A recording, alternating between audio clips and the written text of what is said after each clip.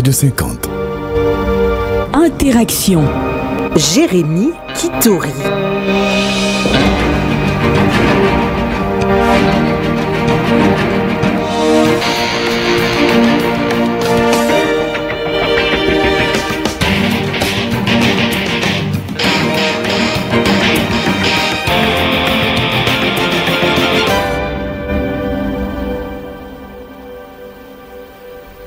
Bienvenue à tous les auditeurs de la fréquence visible à ce nouveau numéro d'Interaction.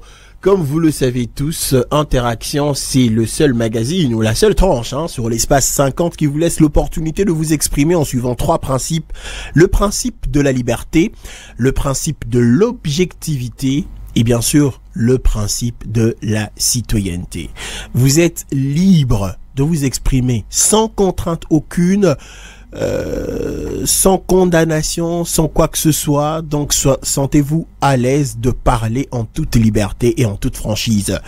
Vous devez également vous exprimer en respectant le principe de l'objectivité, c'est-à-dire mettez tous vos sentiments de côté, les émotions qui peuvent animer ou qui peuvent motiver vos interventions, s'il vous plaît, mettez-les de côté et faites par contre parler la raison, rien que la raison, afin que du choc des idées puisse jaillir de la lumière. Et enfin, le principe de la citoyenneté, puisque cette émission se veut pédagogique, nous sommes censés éduquer, informer, enseigner les gens qui nous suivent en ce moment, puisque ce sont des millions et des millions d'auditeurs à travers la planète, à travers le continent, à travers le pays. Donc nous sommes obligés d'être pédagogiques et de pouvoir bien contrôler tout ce que nous avons à tenir comme propos. Eh ben, aujourd'hui, c'est le 14 février 2018. Le 14 février est considéré comme la fête des amoureux puisque c'est la Saint-Valentin. Fêtée, célébrée dans plusieurs pays du monde. Pas tous les pays, parce qu'il y a certains pays qui boycottent, qui n'acceptent pas la Saint-Valentin, tels que la Chine a accepté, il y a peu de temps, de célébrer cette fête de Saint-Valentin, malheureusement, puisqu'ils ont déjà une autre fête des amoureux dans leur pays, le Qixi, c'est comme ça qu'on appelle ça. En Chine, on célèbre non pas la Saint-Valentin, mais le Qixi, c'est leur fête des amoureux.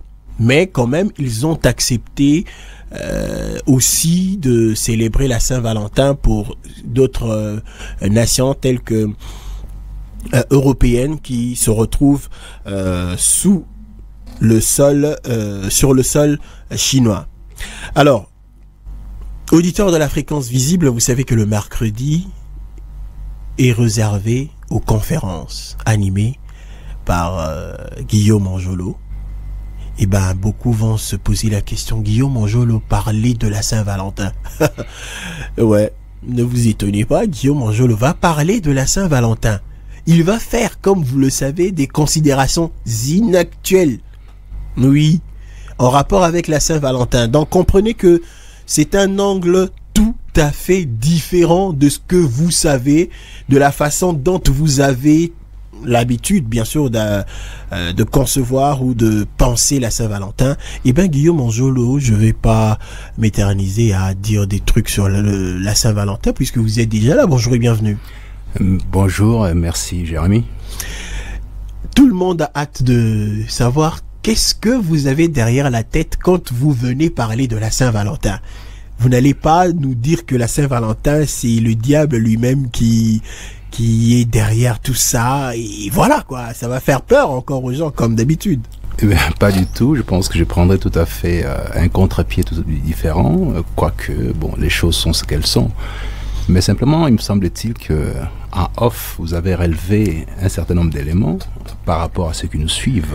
Oui. Et qu'il y a des critiques acerbes venant notamment de quelques éléments du clergé, à mon endroit. Oui, bon, vous dites que c'est acerbe, mais bon, c'est leur façon à eux, parce que certains pensent aussi que les considérations inactuelles que vous faites sortent de l'ordre commun des choses, de la logique des choses, eh ben, ils pensent que c'est acerbe. Ah. Voilà. Et certaines, je vais le dire clairement, c'est certains prêtres qui nous ont, c'est un prêtre qui a parlé au nom de sa communauté, en tout cas, qui m'a contacté par appel téléphonique disant que bon voilà, depuis un certain temps, Guillaume Anjolo est en train de parler de la prêtrise, de parler de l'église catholique, mais il trouve arrogant les interventions de Guillaume Anjolo, prétentieux. Guillaume Anjolo est narcissique. Tout ce qui vient contre, disons, ou en dehors de sa pensée qui est totalement faux. Et voilà, mais bon, ils sont déjà en train de penser comment se présenter devant les médias pour affronter l'arrogant Manjolo et démontrer à la face du monde comment est-ce que ce Manjolo est dans le faux. Très bien. C'est une très bonne approche. Pourquoi pas? Vous savez, je suis ouvert à la discussion. Qu'on puisse pas faire la confusion entre l'élaboration d'une pensée que je peux plutôt mettre en exercice et la pensée des autres. Lorsque vous parlez des considérations inactuelles, c'est Nietzsche. Alors, c'est cher monsieur, lorsqu'on doit interpréter Nietzsche, il estime que Nietzsche est arrogant, et comme on l'a estimé à l'époque, que Nietzsche n'a aucune valeur intrinsèque, c'est un imposteur. Très bien, c'est une approche. Est-elle respectable? J'en sais rien. Cette bien-pensance où il y a une pensée unique détenue par une série de personnes, la vérité absolue, me paraît aujourd'hui ridicule dans le monde actuel où toute personne a accès à la connaissance, s'il s'exerce un peu à pouvoir le faire, s'il s'y met avec un peu plus de discipline, de concentration, on arrive à comprendre certaines choses. Parce que nous avons appris à lire, à écrire, et on nous a appris comment déchiffrer, dans les cadres notamment de la philologie et de la philosophie, comment accéder à certains textes, les déchiffrer. Et là-dessus, me semble-t-il, il y a l'ami Onfray qui fait un travail extraordinaire. C'est lui des universités libres, où il passe son temps à prendre l'œuvre d'un auteur antique pour l'essentiel, et connu et inconnu. À la fois, il va toucher à la substance même de l'œuvre, c'est-à-dire à la biographie de la personne, à sa vie philosophique, à son œuvre, et à présenter ça, de sorte à ce que tous ceux qui apprennent puissent comprendre de quoi il s'agit. Parce que là-dessus, Nietzsche insiste sur le fait que la philosophie n'est pas forcément le fait de pouvoir dire les choses, amener une sagesse, mais il faut la vivre personnellement. Alors, si tout ça est faux, parce que un prêtre, quelque part, se sentant frustré, estime que c'est faux, c'est son droit de pouvoir y penser. De la même façon que chaque fois que je viens sur ces plateaux, j'essaie de pouvoir me référer aux auteurs qui ont fait un travail. Tous ces auteurs sont faux, sauf ces chers messieurs. Écoute, c'est son droit de penser comme ça. Vous savez, j'ai produit des textes qui sont reconnus par les grandes sommités des universités où je suis passé, et qui préfacent ça, en étant d'accord ou pas, mais qui acceptent que la composition qui est la mienne, les orientations qui sont les miennes, correspondent à une certaine idée de la science. Alors, il estime que lui, du haut de sa stature ou sous sa soutane, il a l'autorité de pouvoir juger. Or, il lui est dit ne pas juger. Pourtant, il vous a dit ceci, cela et tout ça. Donc, il a aligné comme ça une série d'invectives à mon endroit que je ne me permettrai pas à son endroit, parce que je ne suis pas autorisé à pouvoir le faire. Non seulement mon éducation ne me le permet pas, la science l'interdit. Donc, je ne le ferai pas. Maintenant, il y a là-dessus, par exemple, un travail qui a été fait par Paul-Henri Thierry Baron d'Holbach sur les impostures. Il explique la manière dont Moïse a organisé sa religion, dont Jésus a organisé sa religion, dont Mahomet a organisé sa religion. Ce sont les textes qui sont là, en vertu de quoi je serais arrogant de pouvoir les dire, les mettre à la disposition de la population congolaise qui n'a pas forcément accès à ces textes-là. De la même façon que l'histoire des mains coupées n'est pas enseignée dans nos écoles. Or, me semble-t-il, l'Église catholique est instituée en RDC depuis la nuit des temps, depuis 1883-85, ils sont là. Donc vous pensez que son intervention n'est pas du tout scientifique, son approche à lui n'est pas scientifique. Ce n'est pas une approche scientifique, c'est sentimental. Il a besoin de faire mal pour pouvoir exister les cas échéants, ou il a besoin, sur base de la frustration ambiante, d'être dans ce qu'on appelle les passions contemporaines. C'est son droit de pouvoir être là-dedans. Mais de là à pouvoir estimer qu'il doit juger, évaluer tout ça, ça me paraît un peu exagéré. Restons modestes, ramenons-nous. Ce sont des gens qui ont fait des parcours très intéressants dans la mesure où ils se sont donnés à la philosophie profonde et à la théologie. Mais on constate aussi que c'est extrêmement orienté. Là-dessus, il y a orienté vers quoi? Orienté vers une conception cléricale, une conception, comment dirais-je au fait, c'est monolithique au fait. On n'a pas le droit de sortir de ces carcans ecclésiastiques. C'est un peu dogmatique. Ben oui, c'est totalement dogmatique. C'est-à-dire que la liberté de penser est limitée. Donc, vous ne pouvez pas partir du principe que vous avez une liberté de penser limitée et donner des leçons aux autres. C'est-à-dire qu'il y a aussi une critique qui a été faite par Schopenhauer, d'ailleurs on va en parler aujourd'hui, pour l'histoire de l'amour, par rapport à la philosophie de l'université. Il estimait que ce n'était pas intéressant du tout, d'ailleurs c'est ce que Nietzsche dit par la suite. Il y a beaucoup comme ça il y a un certain nombre de philosophes qui sortent de là. On ferait les faits aujourd'hui. Il ne veut pas être dans une institution parce qu'il est barricadé. Les philosophes ou les penseurs ont besoin de la liberté totale parce qu'il peut autant attaquer X, Y que Z. Il peut démontrer qu'effectivement cette situation n'est pas bonne. Mais quand il est soumis à l'autorité de l'État, il pensera comme l'État exige qu'il pense parce qu'il est payé par l'État. Quand il est soumis à l'autorité de l'Église, il pensera comme l'Église exige qu'il pense. Il ne sortira pas de là. Ainsi de suite et tout ça. Je m'extrais de ces carcans, de cette compartimentation. Je refuse ça. J'essaie de pouvoir apprendre les choses au jour le jour. Je ne suis qu'un apprenant. Je l'ai dit sans cesse, je ne suis qu'un apprenant. Ça peut faire mal, mais c'est comme ça.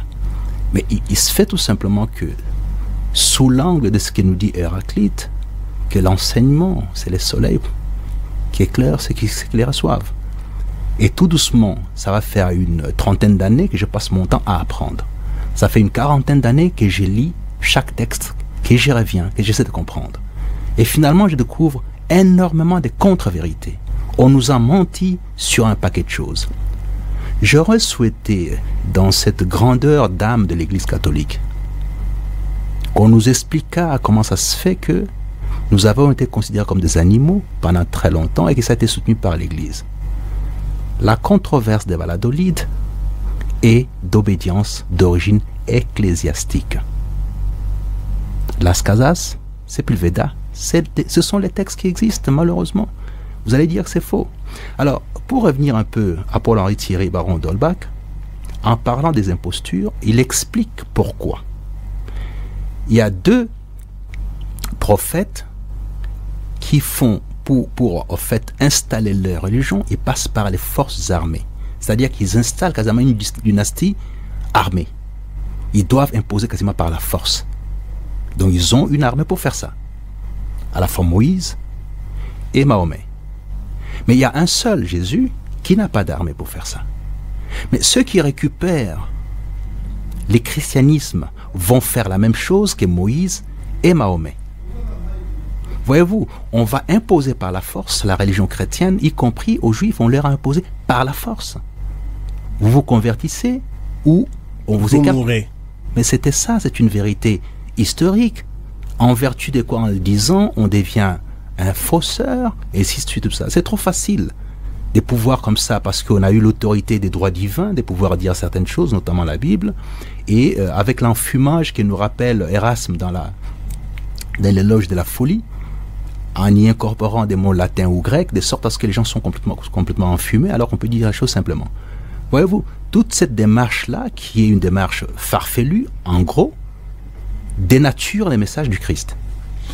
Eh bien, Guillaume Anjolo, on y reviendra. Bon, ce n'est pas à nous d'y revenir, mais c'est à eux de nous recontacter pour faire face à vous, puisqu'ils signent et persistent que vous êtes dans le faux et ils sont capables de vous démontrer tout cela noir sur blanc. Je souhaiterais qu'ils soient capables de montrer noir sur blanc. Alors, en ce moment-là, ils devraient défenestrer tous les auteurs depuis la Grèce antique à ces jours. Qu'ils les fassent. Et c'est risible. Rien que dire ça, c'est risible. La séparation de l'Église et l'État, depuis 1805 en ce qui concerne la France, démontre à suffisance l'autorité absolue de l'Église sur la population. Ça a été comme ça. On doit faire la part des choses entre les messages du Christ et les supposés détenteurs de cette vérité-là qui doivent la transmettre. Il y a deux choses à faire. Il faut faire la part des choses. Je crois au message profondément du Christ, mais je ne crois pas aux véhicules ou les gens qui sont porteurs soi-disant de la transmission de ces messages-là. Je ne crois pas en eux. C'est mon droit de ne pas y croire. Alors, vous estimez que vous devez m'imposer à croire en vous. Si je ne crois pas en vous, vous devez m'oxyre ou me brûler carrément. Non. Ou vous faire boire de la ciguë. Mais écoute, depuis la nuit des temps, écoutez, les faits qu'on ait tué Galilée, c'est faux aussi. C'est pas l'Église qui a décidé ça. C'était pas par rapport contre la science. On a dit que Galilée était dans le faux. Alors, c'est ce type de situation. On a une jurisprudence ecclésiastique, au fait, à ce niveau-là, qui consiste à pouvoir être contre la science lorsque cette science dérange certains principes établis. Pas la croyance, pas cette verticalité avec Dieu, mais dans la gestion de l'horizontalité. C'est-à-dire que l'Église catholique estime, certains d'entre eux, d'organiser l'horizontalité, c'est-à-dire la vie entre nous. Mais ce n'est pas ce qui est recommandé. Ce qui est recommandé, à mon sens, c'est comment nous aider à avoir un meilleur contact avec la verticalité, c'est-à-dire avec Dieu. Les relations humaines sont établies par certaines conventions qui ne doivent pas être liées à la pensée profonde de l'Église. Donc, c'est toutes ces choses-là sur lesquelles il faut revenir de temps en temps. Il me semble que on peut discuter. Ce qu'il a dit n'est pas une vérité, c'est une opinion. Et Parménide l'a dit, il faut faire la part des choses entre l'opinion et la vérité. Et là, c'est une opinion, bon, elle est ce qu'elle est. J'essaie de pouvoir m'exercer à la pensée, c'est déjà assez difficile comme ça, que je ne perdrai pas mon temps. Bon, si les gens veulent venir exercer leurs connaissances, leurs compétences en latin, en grec et tout ça, bon, écoute, ils ont des micros, ils ont énormément de facilité pour pouvoir le faire. Mais qui nous disent aussi pourquoi est-ce que l'histoire des mains coupées n'est pas reprise dans l'enseignement catholique depuis la nuit des temps. Pourquoi est-ce qu'on n'en a pas parlé? D'accord, Guillaume Anjolo, c'est une parenthèse que nous allons rapidement fermer pour parler de l'essentiel du jour. C'est la question de la Saint-Valentin qui est aujourd'hui considérée comme une fête planétaire, universelle et qui rend hommage aux amoureux. D'accord. En fait, je ne parlais même pas de Saint-Valentin. Je parlerai de l'amour sous l'angle de Schopenhauer. Et là-dessus, je préfère que ceux qui veulent toujours rester dans la critique aillent consulter. J'ai le devoir de commencer par quelque chose qu'on m'a envoyé qui me paraît tout à fait utile. De toute façon, je le savais en partie, mais en même temps, c'est dit avec énormément de précision par un maître absolu qui s'appelle Umberto Eco, par rapport à l'ignorance. Et je conçois très bien que ceux qui peuvent être les pourfendeurs de ce qu'on fait sont ceux qui entretiennent l'ignorance. Au plus les gens restent dans l'ignorance, au plus eux continuent à agir utilement dans leur confort et tout ça, parce que tant que l'homme reste ignorant, c'est beaucoup plus facile de le manipuler. C'est ce qu'on vit aujourd'hui avec les pasteurs qui pullulent de partout, ce qu'on a vécu avec l'Église catholique pendant des siècles. Donc aujourd'hui, ça se fait perdurer par de nouveaux pasteurs qui arrivent aussi avec la vérité absolue, des droits divins et tout ça, d'ordre spirituel, dont personne n'a la maîtrise. C'est-à-dire cette dualité qui est organisée depuis Platon, repris par le christianisme, qui est réfutée par Nietzsche, et à prendre en considération. La grande santé que Nietzsche nous dit, c'est vivre maintenant là, tout de suite, avec ce qui est là. Bon, maintenant, l'au-delà, c'est une autre histoire, que chacun puisse l'organiser à sa façon. Mais qu'on ne nous impose pas à nous dire, voilà, c'est ça l'au-delà ou c'est rien. J'entends déjà des oukases qui sont tombés dernièrement, des fatwas sur le mysticisme et tout ça. Bah, attendez, on va où là? Mais il n'y a qu'un peuple ignorant capable de pouvoir accueillir ce type de propos. Vous ne pouvez pas le dire aujourd'hui en Europe, les gens sont instruits, éclairés. Vous ne pouvez pas le dire, ça ne passera pas. Je ne vois pas un clergé en train de lancer des fatwas sur la population européenne, française, allemande et tout ça. Tout le monde va rigoler en disant mais il sort d'où là? Mais par contre en RDC ça a encore de la valeur, pour simplement parce qu'on a tenu les gens pendant très longtemps dans l'ignorance. Est-ce que cette révolte métaphysique selon Camus n'a pas été exercée? Alors si monsieur estime que tout ça, l'ensemble des choses que je suis en train de décliner sont de l'ordre de l'esprit et de l'amusement, c'est très bien, mais simplement il y a des auteurs, il y a des philosophes qui ont travaillé longuement là-dessus, qui sont beaucoup plus grands que nous et qu'on essaie d'évaluer. Bon, maintenant, la fois passée, je disais aussi en ce qui concerne Mudimbe, et la phrase de Mudimbe reste toujours d'application. Entre les eaux, il dit, les prêtres n'ont pas vocation à prendre parti dans une situation, notamment à s'allier au camp de la vengeance. C'est un crucifié. Or, quand vous voyez maintenant les prêtres qui s'exercent à faire la politique avec énormément de passion, ça dénature en fait cette mission-là. Est-ce que c'est faux de le dire? Je n'en sais rien, mais j'ai l'obligation, moi, en tant qu'esprit libre, de pouvoir le dire. Vous pouvez m'insulter parce que l'insulte aujourd'hui a traversé toutes les couches sociales, c'est rentré aussi au niveau de l'Église. Je pensais que ça se limitait seulement à ceux qui avaient une petite instruction, l'absence d'instruction. Même les gens les plus instruits ont pris la voie de la facilité. Alors, pour revenir à notre ami Umberto Eco, qui est un immense écrivain, Umberto Eco nous dit ici en ce qui concerne l'information et tout ce qui se passe actuellement, notamment les réseaux sociaux. Et c'est dommage parce qu'on aurait pu parler de l'histoire des vaches et tout le reste et tout ça, et du cobalt et tout, mais je pense qu'on a décidé de pouvoir travailler sur l'amour. On va y venir. Mais simplement, il dit ceci. Les réseaux sociaux ont donné les droits des paroles à des légions d'imbéciles qui avant ne parlaient qu'au bar, après un verre de vin, et ne causaient aucun tort à la collectivité. On le faisait taire tout de suite, alors qu'aujourd'hui, ils ont les mêmes droits de parole qu'un prix Nobel. C'est l'invasion des imbéciles. Umberto Eco. Doit-il être dans le faux? J'en sais rien. Tout est faux sauf ce qui est clérical. Alors, pour revenir à notre histoire d'amour, il y a un problème extraordinaire. Schopenhauer, dans Le monde comme volonté et comme représentation, il décrit un peu cette volonté particulière, parce qu'il part du principe que tout est animé par une volonté chaotique, qui anime toute chose, qui anime à la fois les humains, les arbres et tout le reste. Et par conséquent, cette volonté chaotique est à nous, notre seule lutte, c'est de faire perdurer notre race, donc de génération en génération. Alors, il évalue les concepts amour de tous les anciens. En l'évaluant, il les défenestre. Non, ça c'est pas bon, ça c'est pas bon, c'est bon. Et finalement, je pense pouvoir lui donner raison par rapport à ça. Alors, il part de ces principes qui est simple, parce qu'il part d'abord d'un texte de Burger. Donc, ça s'appelle, c'est un extrait de Burger qui reprend pour pouvoir commencer son chapitre sur la métaphysique de l'amour. Burger dit ceci: vous, doctes à la haute et profonde science, vous qui devinez, qui savez comment, où et quand tout s'unit, pourquoi tout s'aime et se caresse, vous, grands savants, instruisez-moi, découvrez-moi ce que j'ai là, découvrez-moi où, comment, quand et pourquoi pareille chose m'arrive, en parlant d'amour. Donc il se pose des questions totalement métaphysiques sur l'amour. Et la définition jusqu'aujourd'hui reste très complexe par rapport à l'amour.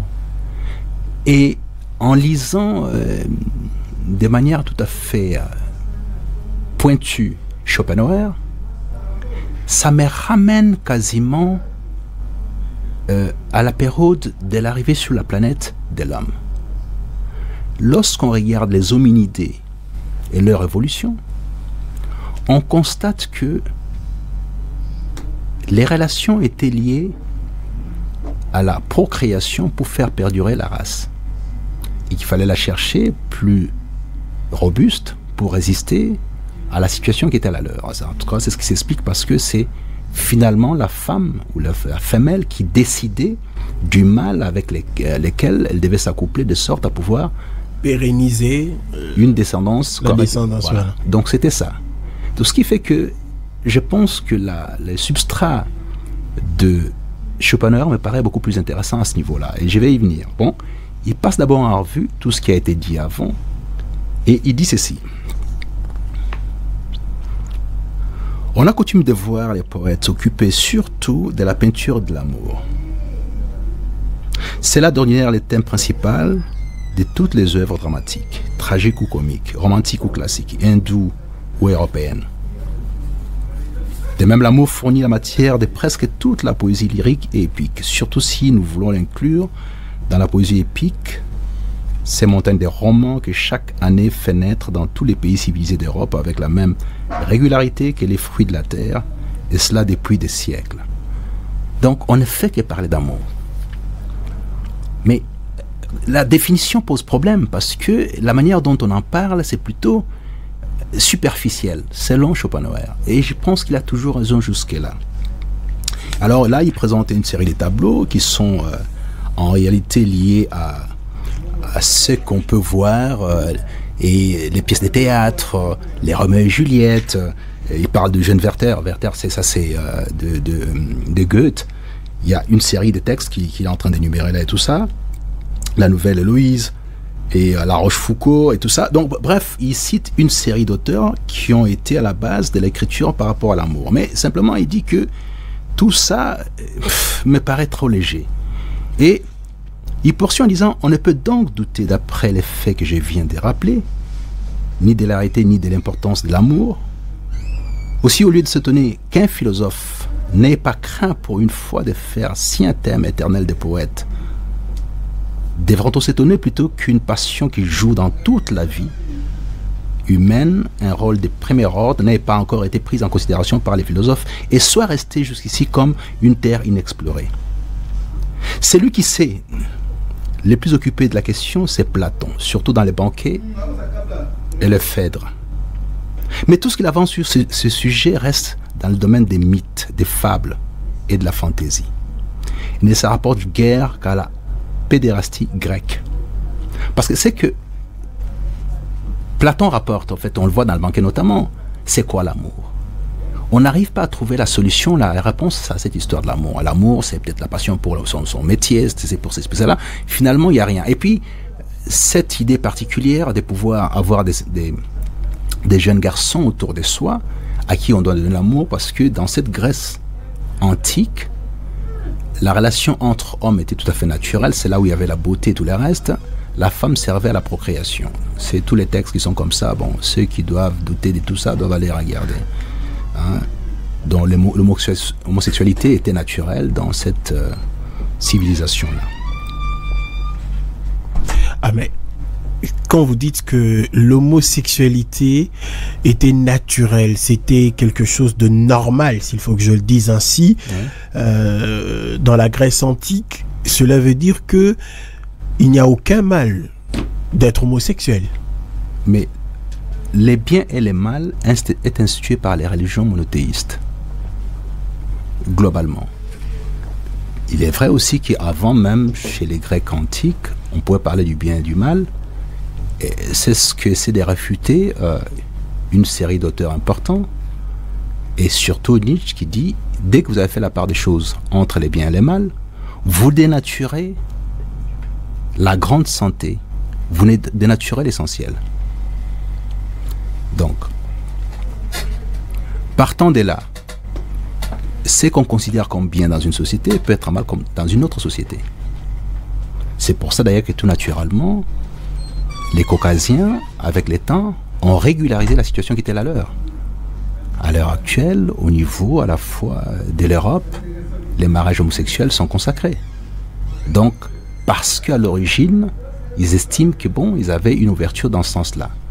Et en même temps, ils partent sous l'angle de la science, de la biologie, de l'anatomie et tout le reste, pour dire qu'effectivement, il y a des dispositifs naturels, génétiques, qui font que les gens soient homosexuels. C'est pas un désir, c'est plutôt une disposition naturelle. Et partant, ils justifient qu'on puisse donner droit à ces sentiments, à cette passion de s'exprimer et à légaliser cette passion-là. C'est leur conception. C'est pas scientifique, mais c'est leur conception à eux. Non. Puisqu'ils vont chercher des preuves scientifiques pour justifier leur... Non, je dis, ils font la preuve scientifiquement qu'il y a des dispositions naturelles au plan génétique qui font que les gens sont homosexuels. Et on découvre qu'effectivement, il y a des homosexuels un peu partout. Dans l'église catholique, il y en a plein. Oui. Tout le monde le sait.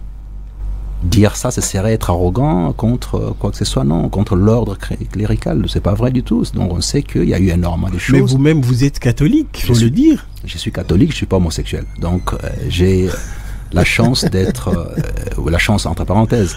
Je suis hétérosexuel, c'est ma disposition naturelle. Bon, ok. Voilà, il y en a qui ne le sont pas.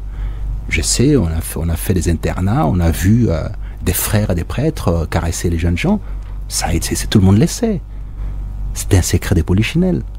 Bon, maintenant, ça serait attaquer l'église que de dire ça. Non, ce sont des individus au sein de l'église qui font certaines choses. Vous avez des prêtres qui ont plein d'enfants. Dans ma famille, ça existe. Dans ma propre famille directe, ça existe. J'ai eu un oncle, prêtre, tout ça, qui a eu des enfants.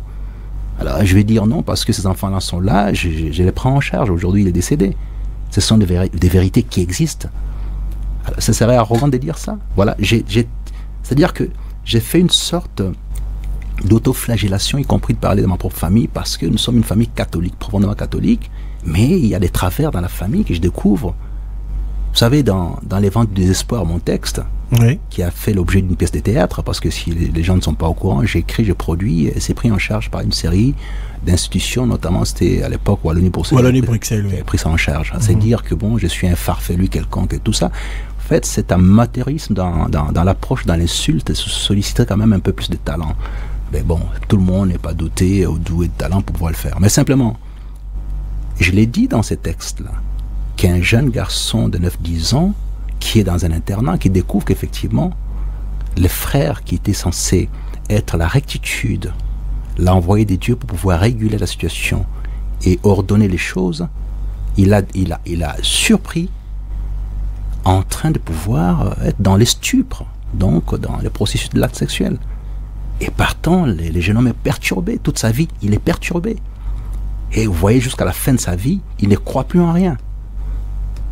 Pourquoi est-ce que les gens quittent l'église catholique et vont ailleurs? Parce qu'ils découvrent qu'il y a un certain nombre de non-dits ou des pratiques qui ne sont pas en adéquation avec ce qu'ils disent. Alors ils se trouvent dans des églises parallèles qui sont beaucoup plus fausses encore que l'église catholique. Donc c'est toutes ces choses-là qu'il faut relever. Il y a des gens dont c'est le métier. Et j'estime pour ma part de le dire en permanence et tout ça. Ça fait mal, ça fait pas bien parce que ce sont les institutions établies et qui estiment pouvoir pérenniser leur dispositif d'autorité. Mais bon, en même temps, on ne peut pas continuer comme ça. Bon, bref, l'histoire de Platon. Platon a dit ça, et Schopenhauer continue pour dire tout ce qu'il avance à ce sujet reste dans le domaine des mythes, des fables et de la fantaisie. Et ne se rapporte guère qu'à la pédérastie grecque. Le peu que dit Rousseau sur ce point dans les discours sur l'inégalité est faux et insuffisant. Quand on traite la question dans la troisième section de son écrit sur les sentiments du beau et du sublime, mais son analyse est superficielle, faute de connaissance du sujet, et se trouve ainsi en partie inexacte. Quant à l'examen des Platenaires, chacun les trouvera faibles et sans profondeur. La définition de Spinoza mérite d'être rapportée pour son extrême naïveté, ne serait-ce que par plaisir. L'amour est un chatouillement accompagné de la représentation d'une cause extérieure. Ça, c'est ce qui rapproche Schopenhauer à Spinoza. On voit que je n'ai ni à me servir de mes prédécesseurs, ni à les combattre. Le sujet s'est de lui-même imposé à moi et est venu prendre place dans l'ensemble de ma conception du monde. Alors, maintenant, lui, qu'est-ce qu'il dit pour pouvoir justifier ce qui se passe? Ainsi donc, pris dans son ensemble, tous les commerces amoureux de la génération actuelle et de la part de toute la race humaine, la méditation sur la composition de la génération future, de laquelle dépendent à leur tour d'innombrables générations. Dans cette opération, il ne s'agit pas, comme partout ailleurs, du bonheur et du malheur individuel, mais de l'existence de la nature spéciale de la race humaine dans les siècles à venir et par suite la volonté de l'individu s'y exerce à sa plus haute puissance en tant que volonté de l'espèce. Voilà. En fait, il dit ceci pour expliquer.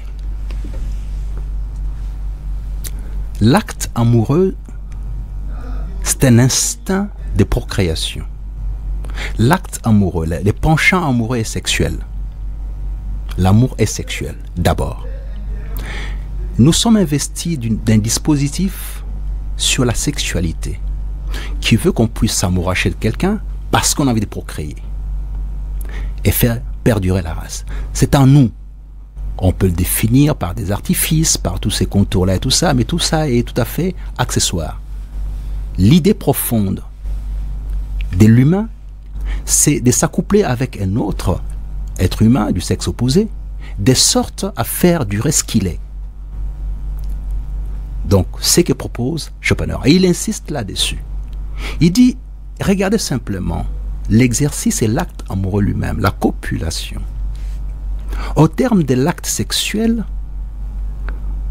qui est très souvent bestial, auquel on a ajouté beaucoup d'artifices pour le rendre harmonieux, on découvre qu'après l'acte lui-même, on est face à la vérité, à la lucidité. On voit... Laquelle? La lucidité, c'est qu'on découvre que toute cette bestialité avait été faite. Pourquoi? Parce que tout ce qu'on a fait comme composition romantique autour de l'acte s'évanouit au terme de l'exercice de l'acte.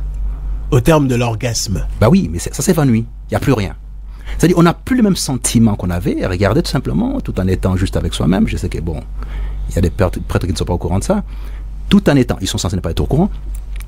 Tout en étant, au fait... c'est pour cela qu'on vous traite d'arrogant. Mais c'est pas l'arrogance, c'est de pouvoir dire qu'effectivement, un ordre qui est celui de pouvoir être en dehors du corps et tout ça ne peut pas vous permettre de connaître le corps.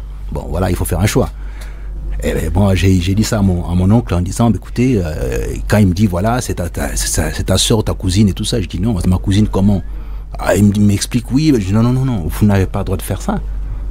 Vous êtes engagé à servir, vous n'avez pas le droit de faire ça. Et c'est comme si les sœurs religieuses venaient vers moi pour me dire, voilà, nous avons des enfants. Non, vous avez fait un pacte ou quelque chose. Bon, enfin, on m'a expliqué par la suite qu'il y a des pères, il y a des abbés, il y a tout un tas de choses. En fait, plein d'artifices pour pouvoir justifier ce qu'on ne peut pas justifier. Bon, bref, là, ne pas notre sujet. Mais simplement, regardez très bien l'addition d'artifices qui sont opérés pour atteindre les buts.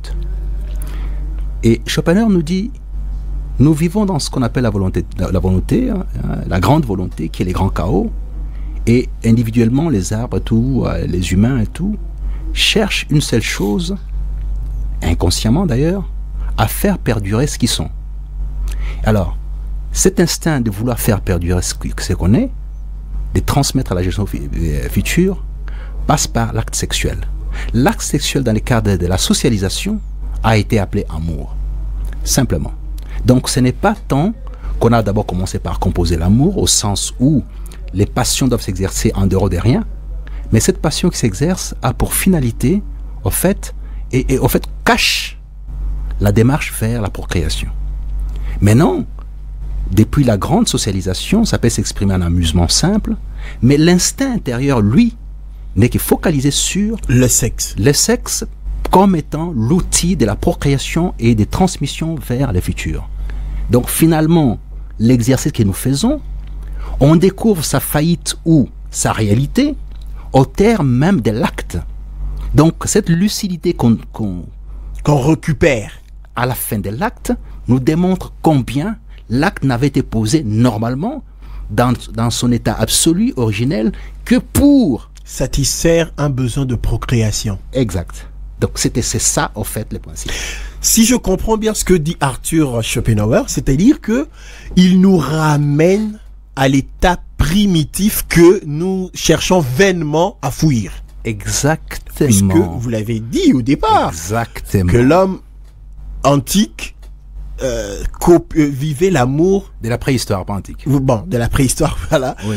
Ne vivait l'amour que par la copulation. Oui. Pour le simple besoin de procréer, de perdurer l'espèce, son espèce. Exactement. Alors qu'au fur des années, sur l'échelle de l'évolution, bien sûr, nous avons commencé à nous trouver des rubriques pour avoir une personne à ses côtés, pour avoir passé l'acte sexuel tel que vous l'avez évoqué dans la Rome antique, de la Grèce antique, où l'acte sexuel se passait entre hommes, donc les homosexuels, mais alors que cet acte-là n'était que pour le plaisir, ça n'avait aucun but de procréation à la fin. Exactement, puisque, en fait, dans la Grèce antique comme dans la Rome antique, on a essayé de pouvoir faire la partition des deux éléments. On est parti du principe, surtout dans la Grèce antique, que l'amour c'était entre les hommes. Entre les hommes. Et qu'avec les femmes, c'était pour la procréation. Ok. C'est-à-dire qu'ils ont placé l'instinct tel que décrit aujourd'hui par Schopenhauer, oui, dans les cas de la procréation exactement. Voilà. Et les caractères esthétiques de l'amour a été placé entre hommes. Parce qu'il y avait les cultes de la beauté, des ceci, des cela. Il y a beaucoup d'artifices autour de ça. On a appelé ça amour. Mais ça reste quand même tout à fait délicat en termes de définition. Franchement. Parce que quand on lit le banquet, on a de soucis, on n'arrive pas à comprendre ce qu'on veut dire. Et de toute façon, jusqu'à la fin, il n'y a pas d'explication par rapport au banquet. Il n'y a pas de définition précise de l'amour dans le banquet. Et Socrate pose la question à tout le monde, c'est quoi l'amour? Chacun donne sa position. Oui, l'amour, c'est bon, quelqu'un qui aime bien, un médecin qui aime son travail et tout ça. Ben oui, mais bon, c'est-à-dire il est amoureux de son travail. Et puis finalement, non, c'est pas ça. Cette maïeutique est passée en boucle, et ça n'aime pas l'ironie, mais finalement, on sort de là sans savoir c'est quoi exactement l'amour dans les cadres du banquet. On ne sait pas. Vous ne trouvez pas que c'était une façon de maquiller ce qu'on appelle aujourd'hui déviation sexuelle? Non, c'est-à-dire que la déviation sexuelle rentre dans les cadres du bien et du mal. Oui. Et ça pose un problème chez Nietzsche, qui ne veut pas les biens et les mal, qui estime que la pleine santé consiste à pouvoir exercer pleinement ce qu'on a envie de vivre ici-bas. Bon, maintenant, il y a des règles qui font qu'on ne puisse pas faire du mal aux autres, ainsi de suite. Et tout bien ça. sûr, Donc, bien sûr. Ça se limite à ça. C'est cette grande liberté, selon Hobbes, que l'homme n'est libre de la liberté la plus absolue, et il doit la contraindre juste pour pouvoir protéger sa vie et n'est pas aussi enfreindre celle des autres. Ok. Donc, parce que c'est comme ça qu'on a besoin du Léviathan pour réguler les libertés des uns des autres. Donc, on est dans cet esprit-là. Mais bon, ça a été corrigé par la suite un peu, ou amélioré plutôt par la suite par Locke. Bon, mais simplement, si vous voulez réfléchir utilement, ne réfléchissez pas sur la base du bien et du mal. Vous dénaturez tout. Vous dénaturez tout. Lorsqu'on vous dit que votre cosmogonie congolaise est un mal, en vertu de quoi? Qui sont-ils pour pouvoir déclarer que la cosmogonie congolaise est un mal? Notre façon de penser par rapport à l'au-delà serait mauvaise. Mais bon, c'est l'Église catholique qui nous a dit que c'était mauvais. En vertu de quoi? De quel droit divin était-il investi pour nous dire que notre ancienne façon de penser était mal? Voyez-vous? Alors là-dessus, Nietzsche dit, si vous voulez comprendre l'origine du bien et du mal venant d'une personne, il faut comprendre sa morale d'abord, et il faut remonter à sa physiologie, y compris à sa santé propre. C'est-à-dire, au plus les gens sont imprimés, imbus des mauvaises pensées, d'envie de faire mal aux autres, ou de dominer, cette volonté de puissance rustre, alors ils organisent une pensée en leur faveur pour dominer les autres. Ils mettent en place un mécanisme de soumettre les autres à l'ignorance en permanence. Vous restez ignorant, vous ne pouvez pas accéder à la connaissance, c'est interdit. Ce qui fait que ceux qui révèlent au peuple la connaissance sont souvent exécutés, traités de tous les noms, de sorte à ce qu'ils disparaissent. C'est ce qu'on a vu avec Jésus carrément en disant non, ça c'est faux, ça c'est faux, ça c'est faux. On ne peut plus faire ça, on ne peut pas faire ça. Mais écoutez, vous jugez la pauvre dame, mais vous, êtes-vous réglo? Êtes-vous réglo? Qui peut se prétendre juger l'autre? Vous ne pouvez pas juger l'autre. C'est un message clé au fait du christianisme qui est rappelé ici par les barons d'Aubac en disant le point le plus crucial du christianisme, c'est l'histoire de la femme adultère. Qui n'a jamais péché? Qui est correct sur toute la ligne? Qui est immaculé? Est-ce que les gens, c'est lui qui met... En fait, le fait de traiter d'arrogant ou de pédant l'autre, on se met déjà au-dessus de lui, on a un jugement. Et là, on est complètement à nu soi-même. Parce qu'on a fait un exercice qu'il n'aurait pas fallu faire. Je ne peux pas me permettre de traiter quelqu'un de pédant ou quoi que ce soit. J'essaie de faire la démarche qui conduit à faire accéder les gens à la connaissance. Et ça participe à quoi? Camus, de nouveau, à la révolte métaphysique. Il faut que chaque individu, chaque être ait accès à la connaissance pour savoir exactement que la position qu'il prend, c'est en âme et conscience. Parce que la connaissance vous permet de pouvoir évaluer les choses qu'il faut faire de manière raisonnable. Est-ce que c'est raisonnable? Pour ma part, j'ai vu une cousine qui a fait une chose gravissime. Elle va dans une église, je pense qu'elle est en train de m'entendre maintenant. Elle avait une nouvelle voiture, elle l'a donnée au pasteur pour être, elle, à pied, parce que le pasteur devait intercéder pour elle. Ah bon? Hallucinant. Elle a sémé. Voyez-vous? Hallucinant. Et hallucinant. Wow. Alors, lorsqu'on est dans l'ignorance, et vous allez constater que dans les partis politiques, dans les églises, dans la plupart d'associations, c'est le maintien de l'homme dans l'ignorance qui permet à ceux qui sont un peu éclairés de pouvoir les soumettre plus facilement. Dans le royaume des aveugles, c'est c'est le borgne qui c'est ce que nous vivons au fur et à mesure. C'est pour ça que j'invite les uns les autres, chaque fois que je parle, à aller lire, apprenez. Qu'on ne vous dise pas, il a dit non, c'est pas vrai. Non, lisez par vous-même. Vous avez l'opportunité et la chance d'avoir été à l'école. Ceux qui ont fait 6 ans primaire, 6 ans secondaire déjà, sont en mesure de pouvoir lire tout doucement, de comprendre, de décoder par eux-mêmes. Ne faites pas ce que je vous dis de faire moi, à mon niveau. Comme dit Zarathustra, Zarathustra c'est un outil majeur de votre démarche.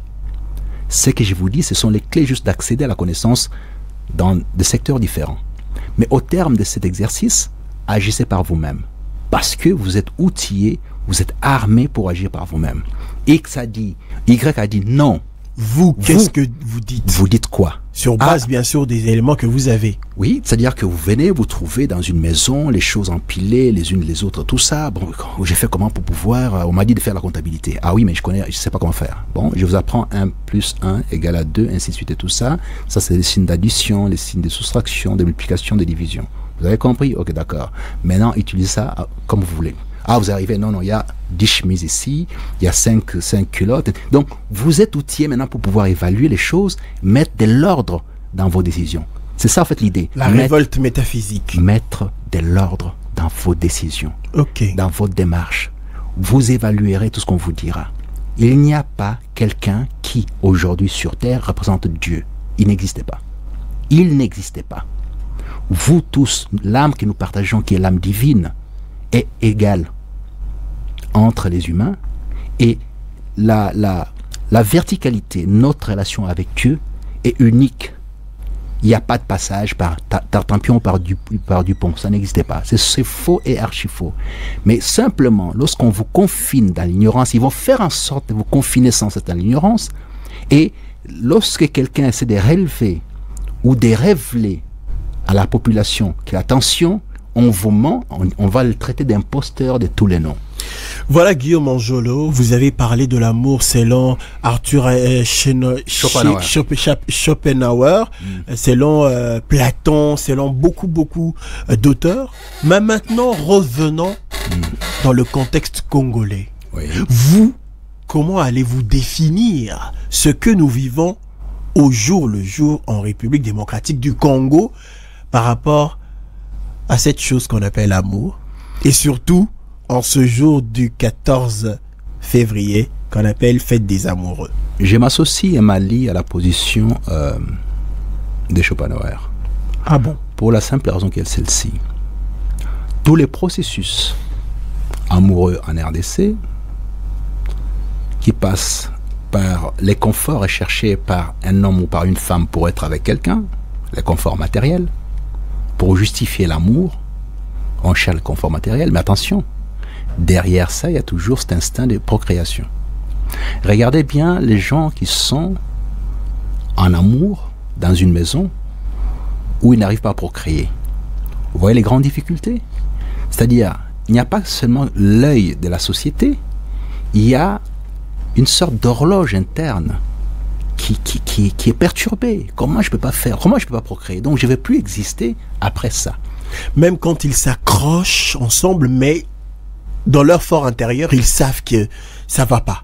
Voilà, c'est là en fait l'exemple type, la clé de la compréhension du dispositif philosophique de Schopenhauer.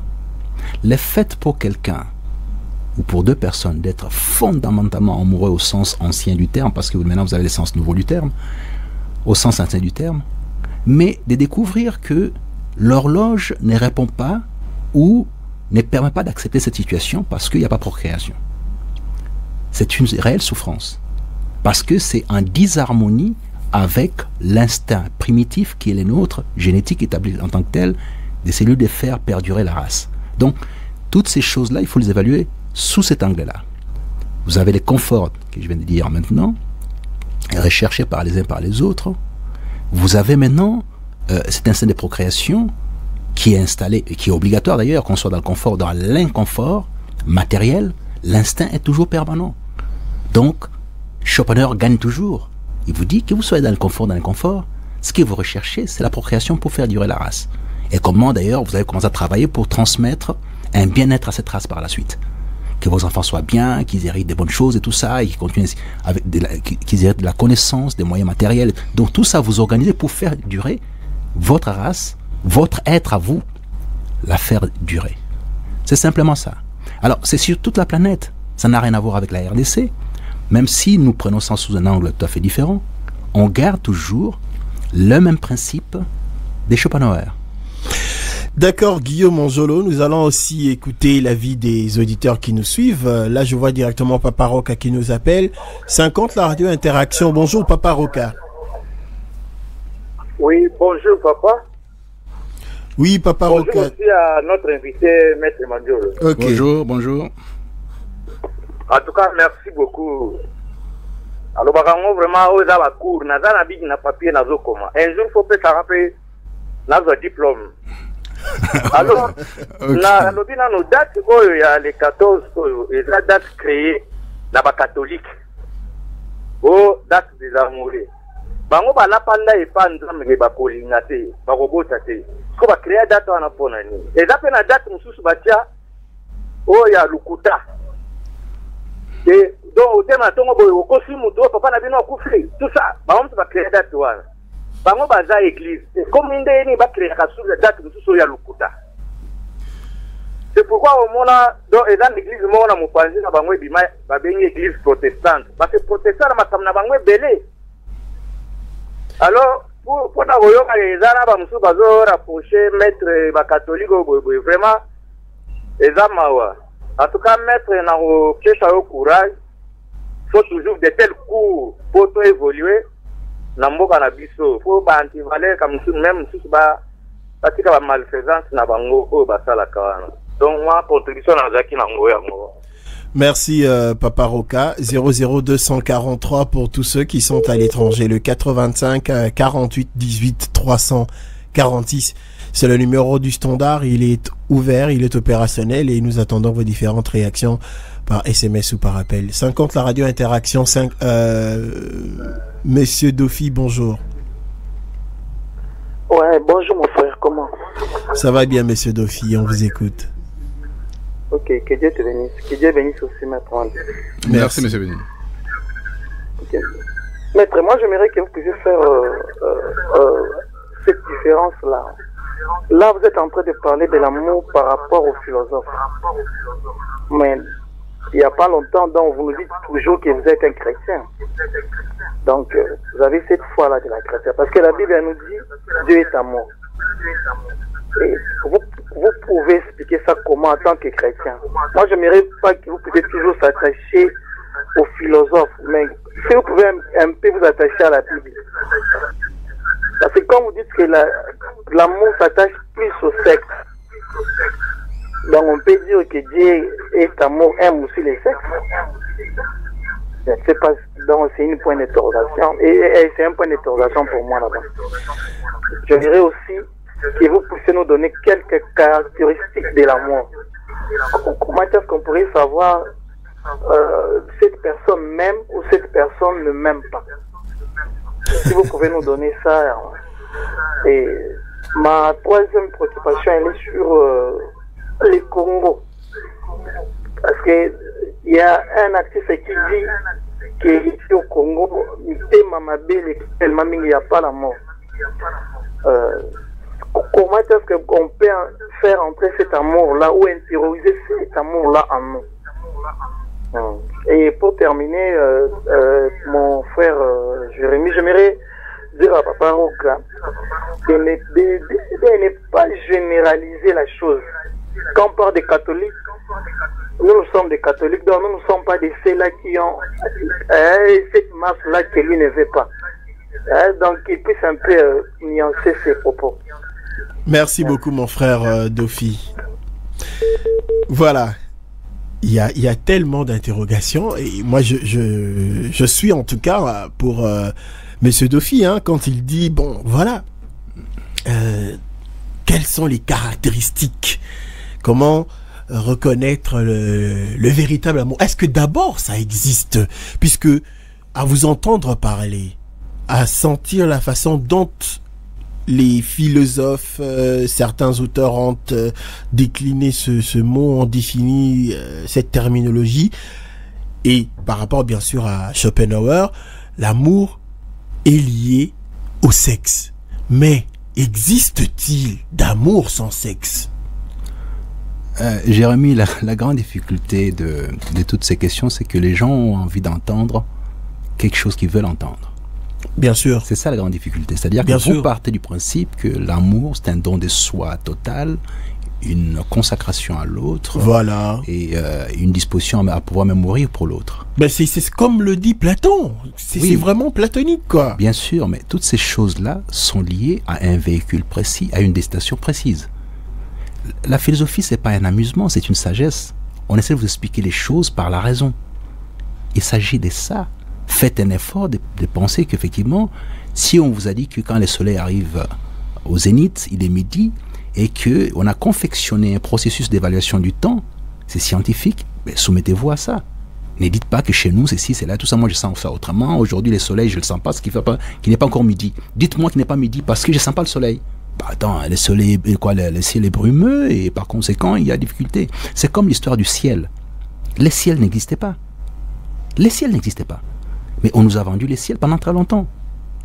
C'est-à-dire qu'on a, au-dessus là, bon, on est il y a une terminologie plutôt d'ordre physique qui explique stratosphère et tout le reste. L'atmosphère, oui. Bon, mais les ciels en tant que tels, ça veut dire quoi exactement? Et qu'il y a un ciel qui a été comme ça organisé à la fois par la Grèce antique, l'Olympe où se trouveraient des dieux et tout ça, et puis nous, en tant que chrétiens, nous avons remplacé l'Olympe par le paradis. Le paradis, la divinité unique, Dieu et tout ça. Mais tout ça est fabriqué, c'est l'imagination. Alors maintenant, M. Dofi estime que je dois répondre comme il l'entend. Malheureusement, je ne peux pas le faire. Je ne peux pas aller pour satisfaire ce qu'il attend de moi. Ça n'a rien à voir avec ça. Je ne l'aide pas en disant ça. Mon travail aujourd'hui, c'est de vous pousser à aller chercher, à comprendre, à réfléchir par vous-même. Est-ce que votre femme, M. Dofi, est-ce que votre ami ou votre copine, vos relations amoureuses sont à quelle hauteur? Cette hauteur-là, peu importe l'auteur où ça se trouve, la définition exacte que nous donne Schopenhauer, c'est l'instinct de procréation, de pérennisation de la race, qui est en nous, qui fait ça absolument. D'ailleurs, lorsqu'on a un peu plus de moyens, on essaie de pouvoir opérer un choix qui soit à la mesure de l'esthétique que nous souhaitons. Mais quand on n'a pas beaucoup de choix, c'est vrai qu'on trouve des filles très très jolies avec des messieurs très très moches, mais là c'est parce que il y a la quête du confort. Mais l'instinct de conservation ne permet pas cette possibilité-là. Vous voyez comment est-ce qu'on peut dénaturer? Alors on vous dit l'amour est aveugle, blablabla, on vous donne énormément de terminologies assez farfelues qui ne veulent rien dire. Parce que l'esthétique, globalement, c'est rencontre. C'est-à-dire le fait qu'un corps soit esthétique, ça c'est cette approche, cette appréciation est quasi universelle. On sait faire la part des choses entre une tête aplatie, une tête un peu plus élaborée utilement, et tout ça. On sait faire la part des choses entre un bossu et un non bossu. Bon, c'est pas pour insulter les gens, c'est pour dire simplement que l'esthétique a des critères. Et ces critères sont universels, quasiment universels. On sait faire la part des choses entre une jolie femme, une femme moche, moyenne, etc. Tout ça. Alors, si vous trouvez quelqu'un s'accoupler, s'acoquiner avec quelqu'un d'autre qui ne correspond pas au profil esthétique, c'est parce que derrière ça, on vous dira, c'est à cause des moyens. On dit ça aussi par rapport à l'âge. Bon, une vieille dame avec un jeune homme, bon, c'est Mario, machin, tous les tralala. Non, mais ces derniers temps, on parle beaucoup plus de la beauté intérieure. Oui, mais voilà, c'est extraordinaire, mais bon, c'est farfelu, quoi. C'est fantaisiste, c'est folklorique. Beauté, ça veut dire quoi, beauté intérieure? Ça ne veut rien dire du tout.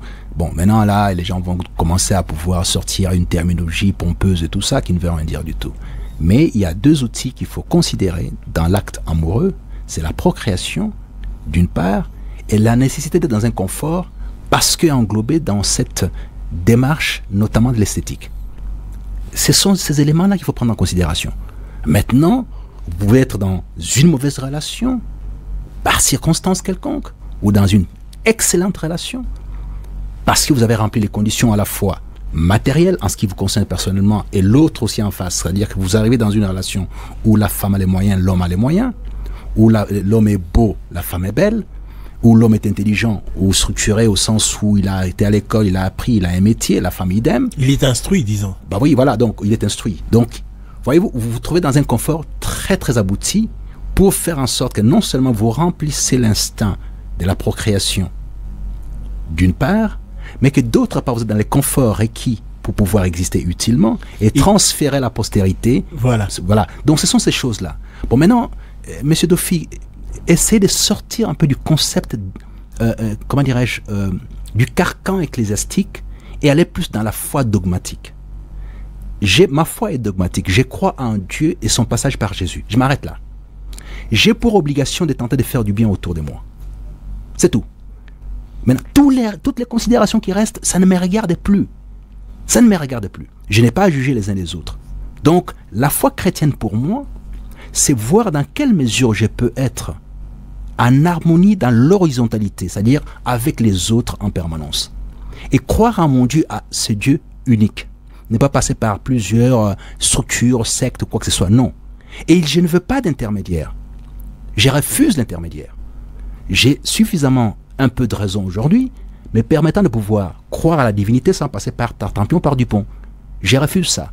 Donc, si vous considérez que vous êtes chrétien catholique, soutenez un seul élément, c'est le Christ et Dieu, qui est lui-même fils de Dieu. Vous vous arrêtez là. Croyez en Dieu, faites du bien autour de vous. Arrêtez-vous là. Toutes les autres considérations d'organisation sociale, des structures qui ont pour fonction de pérenniser le christianisme, c'est très bien, mais ce n'est pas prioritaire. Ce qui est prioritaire, c'est votre foi en Dieu. Ça s'arrête là. Les restes, ce sont les considérations humaines. D'ailleurs, quelque part, j'ai dit dans un texte, ce sont les basses considérations. La considération la plus élevée, Monsieur Dofy, c'est votre relation directe. Vous, Monsieur Dofy, et votre Dieu directement. La verticalité, comme vous le dites. La verticalité, et elle ne peut s'exercer utilement que quand vous produisez de bons effets dans l'horizontalité. Alors, je reviens quand même à la question de Monsieur Dofy. Moi, personnellement, je voudrais vous entendre me dire que le critère par excellence, ou le critère, la caractéristique, pardon, de l'amour, c'est le sexe. Mais bien entendu, c'est sexuel. Mais l'acte générateur ou les ponts qui nous fait passer d'une génération à l'autre, c'est le sexe. Ok. C'est le sexe. Vous savez combien de personnes sur base de cet acte sexuel ont divorcé, se sont séparés parce que ils n'étaient pas multes. Bah, il y a tellement d'exemples et ils sont tellement nombreux. Et vous savez combien de personnes ont tué pour ça? Les tribunaux à travers le monde sont pleins des gens qui ont assassiné les autres parce que une partie au contrat sexuel a fauté. Vous avez même trouvé un qualificatif pour ça. Vous avez appelé ça quoi? Crime passionnel. Ça s'appelle le crime passionnel. Et d'ailleurs, c'est pas condamné lourdement, c'est légèrement, parce qu'on comprend que c'est la passion qui l'a emporté sur la raison. Donc, regardez les nombres de crimes qui sont commis sur la base du sexe, pas de l'amour, du sexe.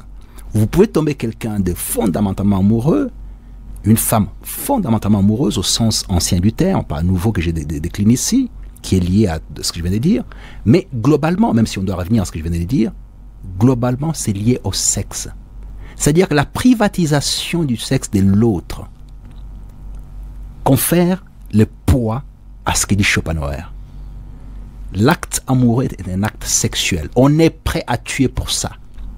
C'est ce qui pervertit un ministre, ce qui pervertit un enseignant, n'importe qui, même un philosophe est perverti par l'acte sexuel. Ça le bouleverse, ça l'amène dans tous les sens. Il perd la raison pour l'acte sexuel.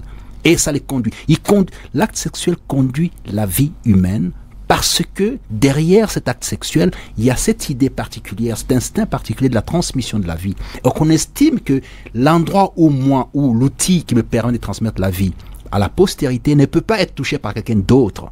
Et par conséquent, je suis prêt à pouvoir tuer pour ça. C'est en ce moment net que l'homme se procure le pouvoir du créateur, le pouvoir divin. Mais c'est ça, en fait. C'est-à-dire que l'acte de création qui passe par l'acte sexuel, donc pour être géniteur, il faut que vos appareils génitaux puissent s'exercer. N'est-ce pas? Il s'agit de ça. Il suffit de prendre la généalogie des mots ou leur origine pour comprendre que c'est tellement basique, mais on ne se rend même pas compte que c'est basique.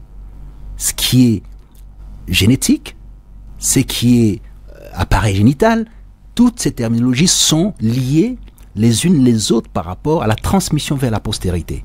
Et maintenant, cet accaparement de l'autre qui est coulé dans l'acte amoureux est d'abord sexuel, fondamentalement sexuel. C'est pour les sexes qu'on tue. Parce que la privatisation de l'autre étant d'abord sexuelle, on ne peut consentir qu'elle passe autrement. Prenez un exemple. Un mariage, vous êtes marié, vous êtes avec votre femme et tout ça, elle vous reproche beaucoup de choses et tout, vous décidez d'aller vous couper l'appareil génital, devenir un eunuque. Vous pouvez sortir 24/24, elle ne posera plus de questions. Parce qu'elle sait très bien que vous êtes maintenant incompétent à accomplir l'acte sexuel avec qui que ce soit d'autre parce que vous êtes maintenant en dehors du système. Mais ça va par contre l'envoyer elle dehors. Bah oui, mais simplement, prenons dans un sens dans un premier temps. Oui. Quand on prend dans ce sens-là, vous verrez très bien que, là, vous pouvez mettre la ceinture de chasteté si vous voulez, mais bon, c'est pas très opérationnel aujourd'hui. Bon, bref, les féminismes vont nous attaquer. Bon, bref, donc c'est pour dire que le fait qu'un homme soit peut-être dans une position de faiblesse sexuelle définitive, qui n'est plus en mesure de courir et tout ça, tout en rassurant l'autre partie, lui enlève quand même la continuation de cet instinct-là à partager avec lui. Donc, c'est toutes ces choses-là qu'il faut prendre en considération. Ce qui fait que la centralité du sexe est à prendre en considération au premier chef par rapport à toute autre considération. L'amour n'est amour que quand le sexe est exprimé au sens réel du terme. La locomotive de l'amour, c'est d'abord le sexe. Par son caractère de transmission vers la postérité. Voilà, 00243 pour tous ceux qui sont à l'étranger, le 85 48 18 346. J'ai vu Papa Makali tenter de nous joindre à plusieurs reprises. Maintenant, nous allons le prendre. Monsieur Dofi est encore de retour. 50 la radio interaction. Monsieur Dofi, on vous écoute. Oui, j'aimerais dire à mon maître que depuis qu'il a commencé jusqu'à présent, je ne suis pas d'accord avec lui. Parce que pour moi, l'amour, elle est plus sentimentale. Donc, c'est une émotion. C'est une émotion dont on ne peut pas les lier seulement au sexe. On ne peut pas seulement les lier dans le sexe. Moi, j'aimerais, comme il vient de me dire qu'il est vraiment chrétien, mais c'est vraiment chrétien, mais ce qu'il est en train de parler là, c'est par rapport, c'est pas par rapport à l'esprit.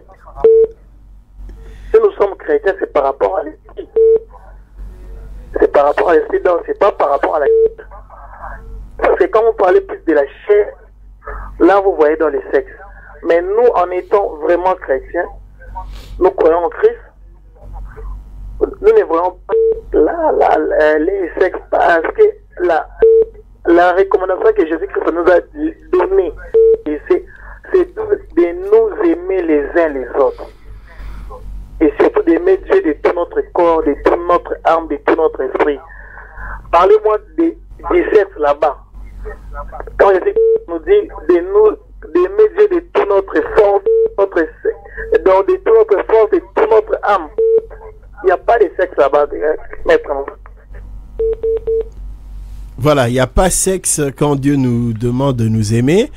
Ça, c'est la dimension spirituelle. Nous allons prendre un autre auditeur.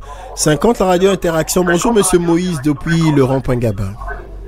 Bonjour, et bonjour aussi à nos invités, et bonjour aussi à nos auditeurs de la Télé 50. Bonjour. Oui. Moi, j'ai voulu lui poser une question. C'est patient. Donc, quand je vous ai pris à la là, je viens à peine d'arriver. J'ai dit, la totalité, comme il a commencé l'émission, je n'ai pas bien humain.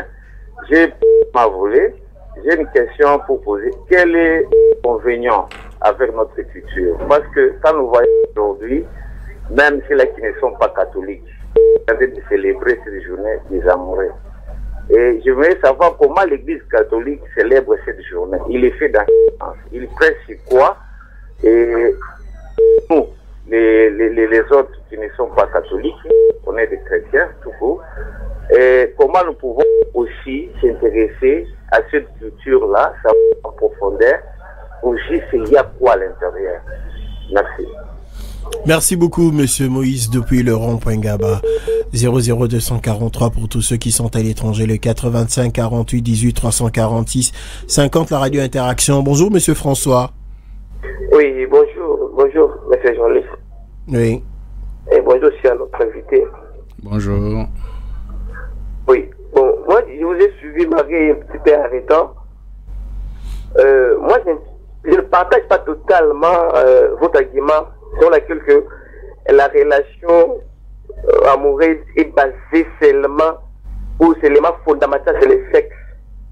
J'aimerais un peu vous dire, si vous êtes dans une famille, vous êtes avec votre femme, cette femme ne se comporte pas normalement, il vous injure, il est très impoli. Si vos amis venez ou les proches, la famille, avec cette femme-là, ça ne marche pas. Marie, selon vous aussi, sur les plans sexuels, vous êtes bien. Est-ce que vous allez, l'amour là va être comment? Alors, je voulais ajouter encore, vous avez dit un autre problème au début, là, je vais sourire, vous avez essayé de parler à l'air comme ça, sur les prêtres. Et non, il y a des prêtres, vous avez votre second oncle, qui a aussi des enfants. Bon, moi, j'ai dit, ce n'est pas, au jour d'aujourd'hui, en tant que porte-parole des majorités présidentielles, les conseils que je vais vous donner, je sais que vous êtes intéressé, vous êtes juriste, les bras des femmes avec l'église, c'est pas bien. Au lieu de parler du mal des églises, les prêtres, ils font comme ça, c'est pas bien. C'est pas parce que les effets qu'on parlait ou l'église vous a mis à l'ordre, la raison pour laquelle vous venez passer à la radio, essayer de critiquer intelligemment l'église, ce n'est pas bien. L'église a détrôné les empereurs, le roi, vous le savez bien. Les bras de fer avec l'église catholique, c'est une organisation qui est bien souciée, vous le connaissez mieux, vous ne saurez pas. Merci, c'est ça ma contribution. Merci beaucoup, monsieur François. 00243 pour tous ceux qui sont à l'étranger, le 85 48 18 346. Le numéro du standard est opérationnel. Nous attendons vos différentes réactions par SMS ou par appel. Nous allons prendre un ou deux derniers auditeurs avant de laisser conclure, de réagir et puis conclure. Maître Mongelot, 00243 pour tous ceux qui sont à l'étranger, le 85 48 18 346. Voilà. Maître Guillaume Mongelot, vous allez réagir par rapport à tous les appelants et puis vous allez conclure. Bien, je commencerai par Dofi avant de terminer par le monsieur qui vient de parler des bras de fer. Ah bon, nous allons prendre d'abord ce tout dernier auditeur. 50, la radio Interaction. Bonjour, monsieur Ndala depuis Limité. Oui, bonjour aussi à Maître. Bonjour. Oui, j'ai suivi un peu l'intervention de nos auditeurs et puis j'ai suivi aussi l'intervention du Maître. Je voulais aussi m'exprimer aussi à ce sujet. Allez-y. Maître, alors, problème, il y a relation d'amour basé sur le sexe. Beaucoup plus. Mais en tant que de chrétien, nous voyons beaucoup plus que l'amour est basé sur d'aimer Dieu de tout ton cœur et ton prochain. Bon, dans un contexte de l'église, est-ce que Bolingo, l'église là qu'on prêchait biso lelo oyo. Bolingo eza komema biso na contexte ya kolinga nzambe pe ya kolinga baninga na biso ou bien bolingo yango eza un peu beaucoup plus ya komema biso na basentiment moko ya kolinga bato koleka plus nzambe ya kolinga batu ya kolinga makambo moko boza ya mokili plus que même Nzambe. On a contexte wana maître Daniel pour expliquer ngai comment bolingo wana moto aza kokoma na niveau ya kolinga kaka Nzambe pa qualité ezali loi ya commandement biblique ya Nzambe. Tozolinga beaucoup plus makambo epela mokili koleka même Nzambe. Na kote wana yo zomonde na yango ndenge. Merci beaucoup, Papa Ndala depuis Limité. 00243 pour tous ceux qui sont à l'étranger, le 85 48 18 346. Maître Guillaume Angelot, vous avez la parole. Oui, je commencerai par l'histoire de la Saint-Valentin pour dire qu'effectivement il y a plusieurs explications qui ne tiennent pas la route. Il y a pendant la période de la Rome antique où il y a un Valentin qui soignait les gens et surtout qui guérissait les filles et les garçons et tout ça. Vous allez souffrir, hein, nous allons prendre le dernier parce qu'il a tellement insisté. 50 Radio Interaction, Papa Makedi, bonjour. Bonjour Papa Jérémy. Oui, Papa Makedi. Papa Guillaume Angelo. Bonjour Monsieur Makedi. En tout cas, Papa Guillaume, Moutoko alobaki que la religion est le plume du monde. Ngala pesa kaye raison. Na yote soki yoko okolobanga nini. Ngai na sambre kaka nzambe ya motema na ngai. Mena yebi ke nzambe azali. Chiko okolobanga nini. Ngamu pinazaka ngoma atamoko te. Yango wana tuni yoko ide ya yo na ya ngai ringe kokana na zanta bateba me makanga bakanga shiga ponandi makaka la libre pour raisonner ngamoko wana pesio raison chiko yo lobi na ngamini na muto ko aloba que religion est le plume du monde. Merci, je vous remercie. Merci Papa Makiadi depuis Lemba Imbu. Alors, Maître Guillaume Angelot, là, vous avez maintenant librement la parole.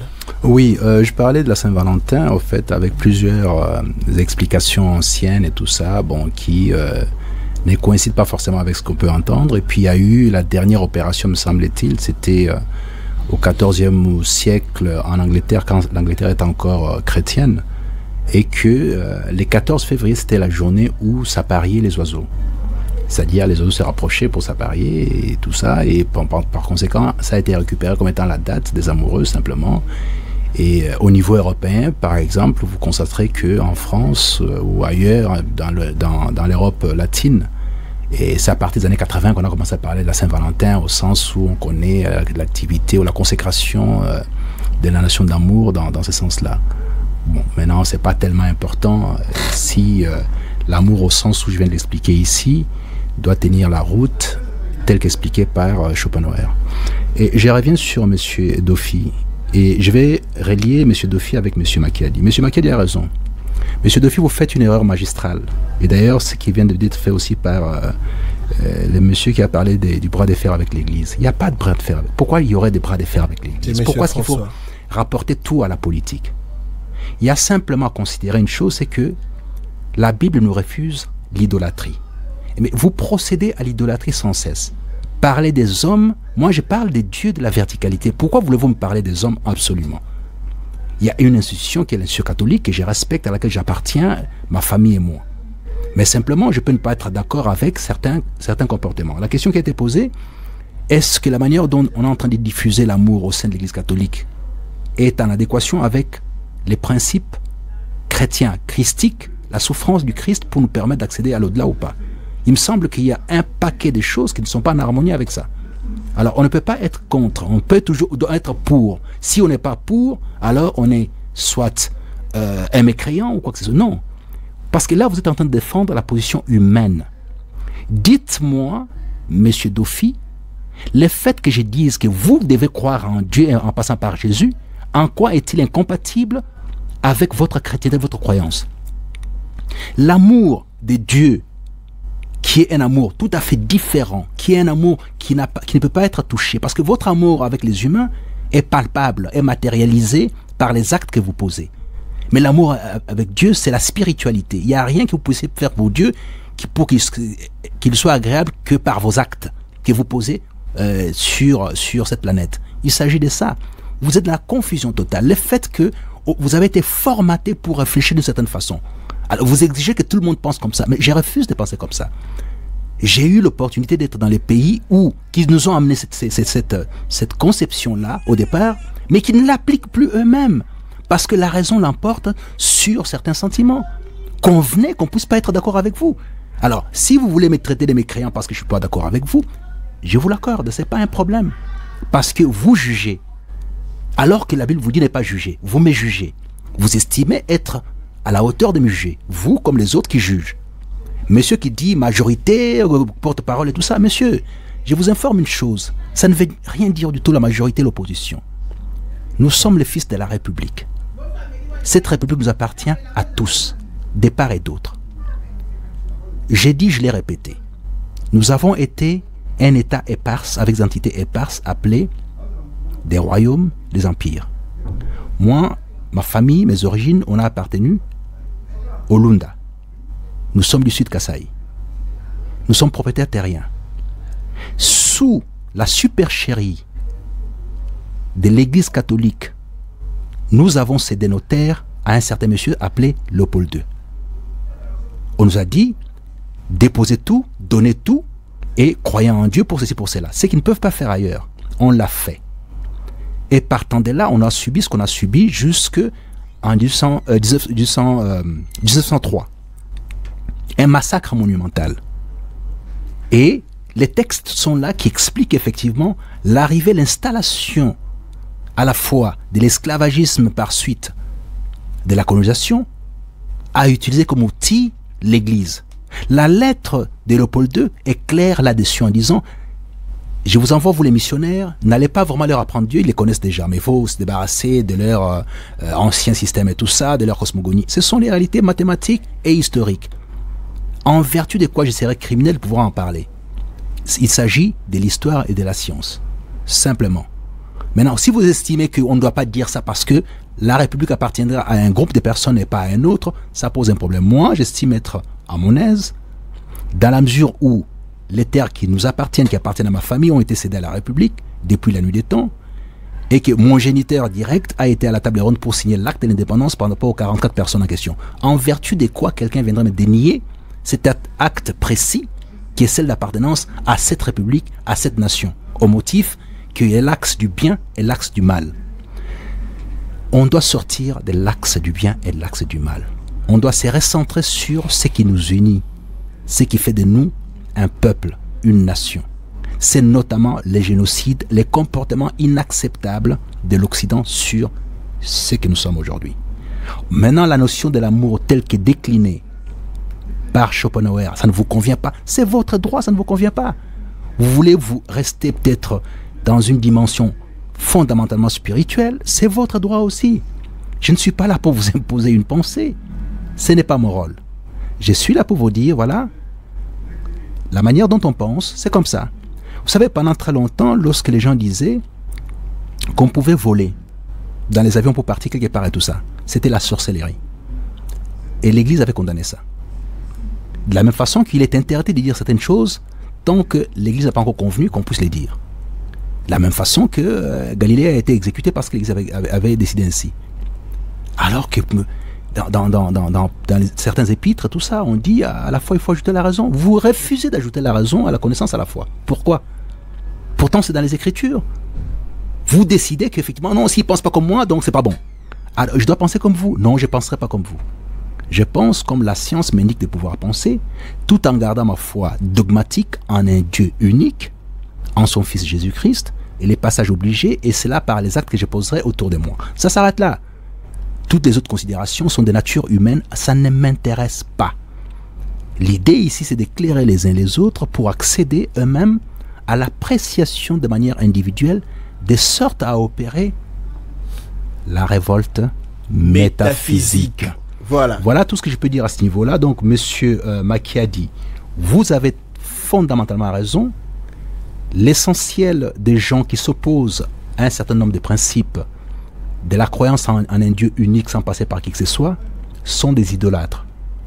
Vous estimez qu'il faut devoir dire la gloire des uns et des autres pour accéder à Dieu, c'est faux. Vous êtes dans l'idolâtrie. Les gens qui ont mis en place l'iconographie permanente et qui s'honorent d'être des supérieurs extraordinaires et la voie obligée pour aller vers Dieu, j'estime que c'est pas ça. Ça ne fait pas de moi apostat. Je suis fondamentalement chrétien, je respecte, je baptise mes enfants dans l'église catholique, je continue à pouvoir croire en l'église catholique, mais il y a des comportements qui ne sont pas à accepter parce que ça peut être porté par les gens de l'église catholique. Ma raison m'interdit de pouvoir croire ou de sombrer dans l'idolâtrie. Je ne les fais pas déjà en politique. Pourquoi je fais par rapport à l'église? Je suis incapable de faire l'idolâtrie. Vous ne m'avez jamais entendu sur un plateau de télévision en train d'honorer la mémoire ou un homme politique quelconque et tout ça. Jamais je le fais. Parce que je ne suis pas un idolâtre. Ce que l'Église me défend de faire, c'est que ma foi me défend de faire par rapport à l'idolâtrie, elle est opérationnelle autant dans les secteurs politiques, social, qu'au sein de mon Église. Je ne vais pas idolâtrer les gens. Je ne vais pas croire en ce qu'il dit, au motif que bon, ils ont raison, mais ce n'était même pas la question ici. Pourquoi sommes-nous partis vers l'Église alors que l'idée était de pouvoir dire que c'est quoi l'amour en cette Saint-Valentin où les gens vont devoir s'exercer à comprendre qu'effectivement, si nous nous aimons, c'est parce qu'il y a un instinct au fond de nous qui nous destine à pouvoir procréer. Et alors, la socialisation a permis de pouvoir mettre des artifices. Et tous ces sentiments-là, ce sont des sentiments, effectivement, ces sentiments-là sont guidés par cet instinct-là intérieur qui a prévalu dans la préhistoire, qui a surgi par la suite, qui a été expliqué par certains philosophes. Vous n'êtes pas d'accord avec Schopenhauer? Écoute, il a fait plus ou moins 2000 pages pour expliquer la situation. Faites aussi vos 2000 pages, on verra si effectivement vous avez raison ou pas, puisque jusque-là, il n'a pas été contesté par la plupart des érudits. Si vous voulez le contester, c'est votre droit. Moi, je ne pense pas avoir les outils de le contester. J'estime qu'après avoir évalué un certain nombre d'auteurs, notamment Platon et tout ça, je m'allie plus à la position de Schopenhauer. C'est mon choix. Peut-être que votre choix sera Platon, ça sera peut-être Rousseau, ça sera Kant et tout ça. Moi, mon choix, c'est Schopenhauer. Maintenant, si vous prenez votre choix, défendez-le. Moi, je défends mon choix à moi. Je peux peut-être pas avoir raison par rapport à ces choix-là, mais c'est le mien. Alors, venez avec votre choix. Ne déplacez pas les curseurs vers l'église catholique, la croyance, l'amour des dieux et tout ça. Ça n'a rien à voir. On parle ici de la Saint-Valentin, de l'instinct amoureux par rapport à deux personnes et comment est-ce que ça s'exerce pleinement et ça vient d'où. Et là, on a une explication qui me paraît judicieuse de la part d'un auteur majeur, d'un philosophe qui a marqué son temps. Et voilà, tout simplement, qui d'ailleurs est le maître de mon maître, comme on dit. Schopenhauer est le maître de Nietzsche. Et par conséquent, bon, nous étant nietzschéens, on estime, faites la part des choses. On dit, il est nietzschéen, donc il est athée, parce qu'il est nietzschéen. Ouais, tous ces raccourcis qui sont d'ordre de ceux qui veulent rester dans l'ignorance, ils ne veulent pas apprendre. Apprenez par vous-même, contestez sur base des textes que vous lisez. Parce que si on va au fond de la Bible, beaucoup ne savent même pas lire la Bible. La Bible est composée de manière tout à fait très difficile. C'est une tropologie très complexe. Et c'est pour ça que j'ai du respect pour les prêtres qui passent du temps à pouvoir apprendre ça. D'abord, ils ont l'obligation de passer par la philosophie pour comprendre un certain nombre de concepts, après pour aller vers la théologie. Donc cette formation est rigoureuse parce que c'est difficile de compréhension. Alors si maintenant quelqu'un, au fin fond de sa cuisine, estime que bon, il a compris la Bible et par conséquent il a des leçons à donner, c'est malheureux, c'est une approche, mais bon, qui n'est pas la mienne. Voilà un peu, je ne sais pas si vous avez une autre question, une observation. Non. Mais donc je souhaiterais apaiser ceux qui ont suivi et ceux notamment qui ont parlé de l'arrogance et tout le reste, en rappelant qu'il n'y a nulle arrogance dans cette démarche que de permettre aux uns et aux autres, notamment à ceux qui nous suivent, d'apprendre par eux-mêmes. Les grands philosophes d'époque, beaucoup d'entre eux ont réfléchi dans leur coin et tout ça, et se sont fait un nom parce qu'ils ont compris certaines choses de la nature et commencé à professer. C'est pas forcément par les prismes d'un encadrement universitaire qu'on apprend, mais la sagesse qui est la nôtre, notamment ancienne, congolaise, de la philosophie congolaise des bases, elle vient de nos sages anciens qui n'ont pas fait l'université mais qui ont la sagesse requise. De la même façon, j'expliquais la fois passée que les fables de La Fontaine, qui est une sagesse extraordinaire, vient de l'Égypte antique, qui globalement vient de chez nous. Dans nos sociétés, dans nos peuples congolais, dans les 420 peuples ou un peu plus congolais, vous allez trouver qu'effectivement, on a toujours des contes de chez nous. C'est une grande sagesse. Cette sagesse a été rapportée par les autres. On doit la dénaturer au motif qu'elle ne vient pas de telle obédience. Non, c'est une vraie sagesse qu'il faut considérer ainsi. Alors, si maintenant cette sagesse est mise en musique et qu'elle est enseignée, en vertu de quoi, moi j'y viendrais dire non, c'est faux et tout. Non, il s'agit de ça. Donc, sortons dans la guéguerre ou dans l'affrontement, il n'y a aucun intérêt. Ce qui est intéressant, plutôt, c'est de faire en sorte que chaque idée soit évaluée et à la lumière des instruments qui sont utilisés. Les idées que je sors, pour l'instant, ce ne sont pas les miennes, ce sont les idées des autres, que j'estime être, après appréciation, par rapport à ma propre société, être valables. Comme elles sont valables, je les utilise. Maintenant, si vous estimez que vous avez d'autres idées qui sont plus valables que celles-là, ben, faites la même démarche, il n'y a pas de problème, on est ouvert à ça, c'est ça la discussion. Alors, nous sommes quasiment à la fin, mais Monsieur Moïse insiste pour vous poser cette question. Monsieur Moïse, rapidement, vous n'avez que 30 secondes pour la poser parce qu'on a largement dépassé le temps. Je vous accorde seulement 30 secondes pour poser votre question. Faites-le rapidement.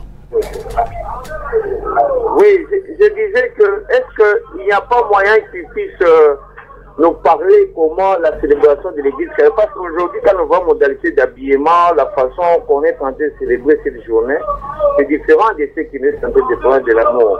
J'aimerais qu'ils puissent nous dire comment l'église catholique célèbre cette journée sur le plan national et international. C'est ça ma questionnement pour vraiment répondre. Merci beaucoup. Les modalités de la célébration de l'Église catholique, je suis pas concerné par ça. Non, moi, par rapport à la Saint-Valentin. Oui, je suis pas concerné par ça. Moi, je suis pas de l'Église catholique au sens de la structure qui produit les mécanismes ou les pratiques de ce type de fêtes. Je suis pas au courant. Il faut s'adresser à l'Église, aux prêtres qui vous diront pourquoi, comment et tout ça. Moi, j'ai expliqué l'amour à la lumière de ce qu'il dit Schopenhauer simplement. Donc il ne faut pas me confondre avec celui qui vient devoir évaluer le processus ecclésiastique catholique, comment ils vivent, comment ils font les choses et tout ça. Non. J'ai pas ni le pouvoir ni les compétences pour évaluer ce qu'ils font, comment ils les font, dans quel cadre ils les font. C'est pas ça. Ma préoccupation était de dire l'amour au sens de Schopenhauer et ça s'arrête là. Et voilà, ça s'arrête là globalement quoi. Donc je suis pas outillé pour ça. Il faut rester modeste et dire ce qu'on peut dire en fonction de ce qu'on sait et ce qu'on maîtrise. Et je n'ai pas la maîtrise de cette pratique-là au sein de l'Église catholique. J'ai des dates que j'ai données ici. Je pense 296 me semble-t-il, et puis 14e siècle en Angleterre, ainsi de suite et tout ça. Il faut voir tous les éléments. Est-ce qu'il y a-t-il maintenant une pratique que l'Église a conférée à cette situation-là ou pas? Je n'en sais trop rien. Je suis moins intéressé par ça que par la substance elle-même au sens philosophique, parce que là, c'est ouvert, c'est libre, c'est pas contenu dans une sorte de dialectique obligatoire. C'est-à-dire, il faut parler comme ça, pas comme ça, parce que bon, parce que je sais qu'au niveau de l'Église notamment, la relation amoureuse doit se passer post-mariage, pas après mariage, mais post-mariage. Il y a toutes ces choses-là. Bon, maintenant, c'est pas en harmonie avec la pensée qu'il propose Schopenhauer, en disant que c'est l'instinct de conservation à travers la procréation et par conséquent tous les artifices qui sont autour sont dénaturés au moment de la lucidité, donc après l'acte amoureux. Bon, bref, il y a toutes ces choses-là qu'il faut voir. Je ne suis pas concerné fondamentalement par ça, malheureusement je ne peux pas répondre à cette question. Je laisse ça à ceux qui sont outillés, dont le métier c'est ça. Voilà, c'en est donc fini pour cette interaction. Merci à vous tous qui avez interagi avec nous en direct de cette émission. Merci aussi à Maître Guillaume Pépin-Manjolo. Merci à Papa Roca. Merci à Dofi depuis la commune de Kinshasa. Monsieur Moïse Rompoint-Gaba. À Papa François, Papa Makiadi et à Papa Ndala. C'en est donc fini. La rediffusion, c'est à 23h heure de Kinshasa pour ceux qui n'ont pas eu le temps de nous suivre en direct. Et le prochain rendez-vous est donc pris. Interaction continue demain avec Ariana Mboum à 9h05. Et le prochain rendez-vous, donc moi, je vous retrouve vendredi à 9h05. Pendant ce temps, portez-vous bien et bonne suite de programme sur notre radio. Radio 50. Interaction. Jérémy Kitori.